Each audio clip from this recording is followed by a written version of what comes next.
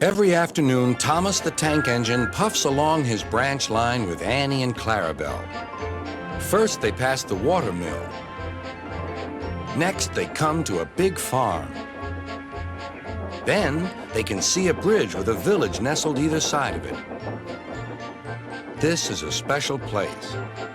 Whenever children hear Thomas coming along, they stand on the bridge waving until he is out of sight.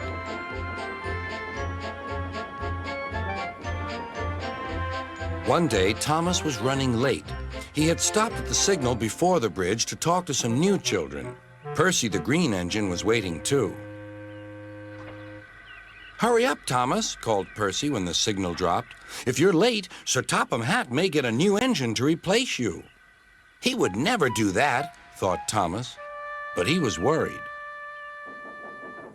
Next day, Thomas hurried along the line.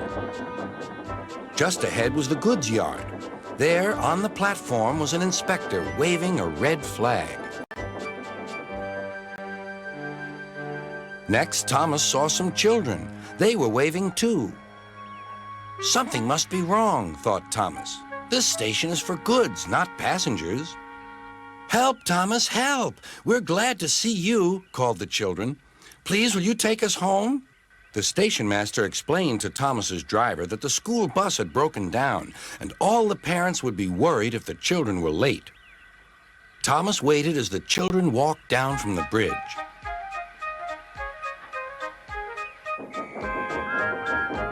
Then he took the children to the next station where Bertie was waiting to take them home. When Thomas finished his journey, he was very late. He was worried that Sir Topham Hatt might be cross with him. "I warned Thomas," puffed Percy to James. "He's been late one time too many. He'll be in trouble now."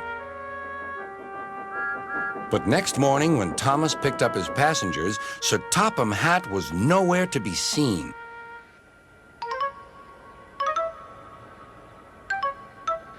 "Thank goodness," sighed Thomas.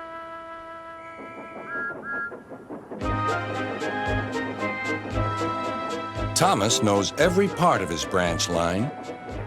Just ahead was a stretch where the hot sun had bent the rails on the track.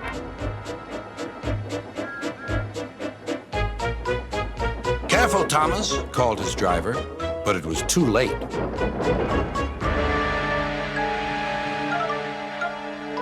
"That's done it," said his driver. "We shan't get any further today." "But what about my passengers?" asked Thomas. "Don't worry, they'll be looked after," replied his driver.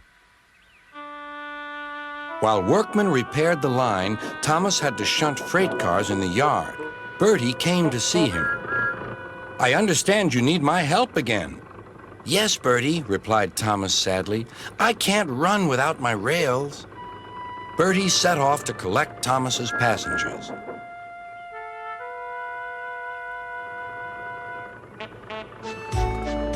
"Hello, Bertie," they said. "We're glad you're here." Bertie drove along the road that runs by the railway. He stopped at each station along the line. Sometimes he stopped between stations to let people off closer to their homes. Thomas felt miserable. "I've lost my passengers to Bertie. They'll like him better than me." Sir Topham Hatt arrived. "Your branch line is repaired.